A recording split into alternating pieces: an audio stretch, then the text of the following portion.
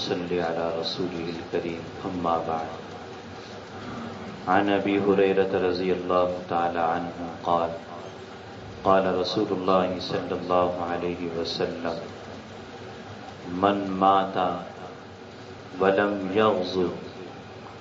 ولم يحدث به نفسه مات على شعبة النفاق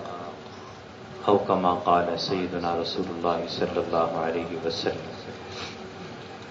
حضرت ابو ہریرہ رضی اللہ تعالیٰ عنہ سے روایت ہے کہ رسول اللہ صلی اللہ علیہ وسلم نے ارشاد فرمایا کہ جس شخص کا انتقال ہوا اور اس نے ساری زندگی جہاد نہیں کیا اور نہ کبھی اسے اس کا خیال تک آیا تو اس کا انتقال نفاق کے منافقت کے ایک شعبے پر ہوا. اس حدیث میں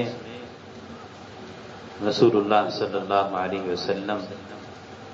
ایک مسلمان جہاد کے لیے تیار رہے اور کم از کم اس کا خیال دل میں رہے، ارادہ دل میں رہے، اس بات کی ترغیب دی اور اس بات پر وعید سنائی ہے کہ زندگی گزر گئی اور اس نے جہاد نہیں کیا، اور اگر جہاد نہیں کر سکا کم از کم اس کا خیال تو دل میں ہو، ارادہ تو دل میں ہو. یہ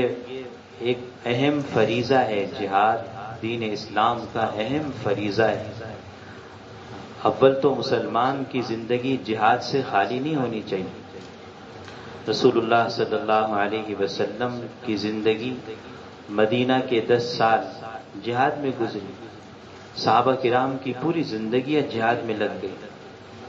تو نبی علیہ الصلوۃ والسلام کی اس قول کی منشا یہ ہے کہ اول تو مسلمان کی زندگی جہاد سے خالی نہیں ہونی چاہیے.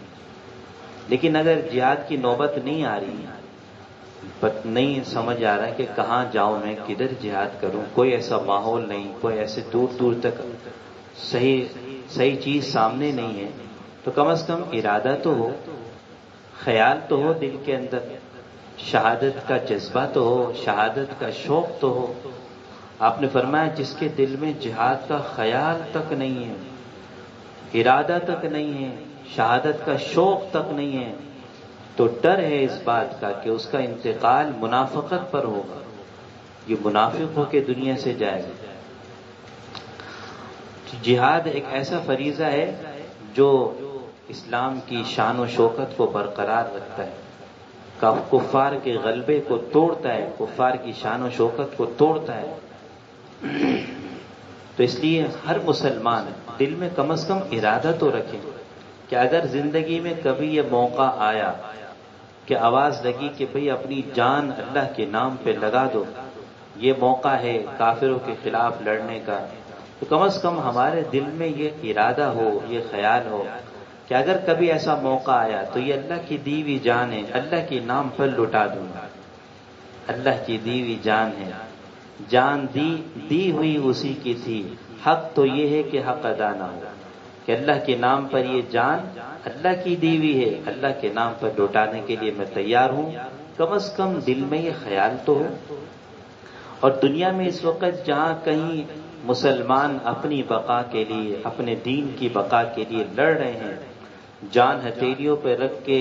میدان جنگ جہاد میں نکلے ہوئے ہیں، کفار سے برسرے پیکار ہیں،